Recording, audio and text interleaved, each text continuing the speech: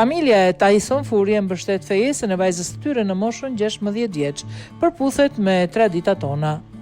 Paris Fury ka mbrojtur publikisht fejesën e vajzës së saj 16 vjeçare Venezuela pas reagimeve të shumta që shkaktoi lajmi në rrjetet sociale. Fejesa ndodhi gjatë festës së ditëlindjes së Venezuelës dhe u bë virale pasi në video shihej dashuri i saj, boksieri Noah Prince, duke ulur në gjunjë për t'i propozuar. Në një intervistë për The Mirror, Paris tha se familja është shumë e lumtur për çiftin dhe se ndonse vajza është e re. Kjo është në përputhje me traditat dhe vlerat e komunitetit të tyre. Ajo kujtoi se dhe vetë ishte fejuar me Tyson Fury në moshën 17 vjeç.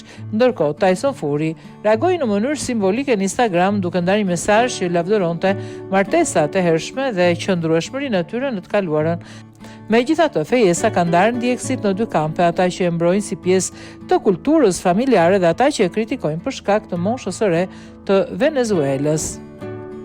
Pavarësisht të debatit publik, Paris ka theksuar se vendimi për fejesë nuk do të thotë martesë e menjëhershme, por një premtim simbolik mes dy të rinjve që ndajnë të njëjtat vlera. Ajo ka shtuar se vajza e saj do të vazhdojë shkollën dhe jetën normale të një adoleshente, ndërsa familja do të qëndrojë pranë saj për ta mbështetur atë në çdo hap.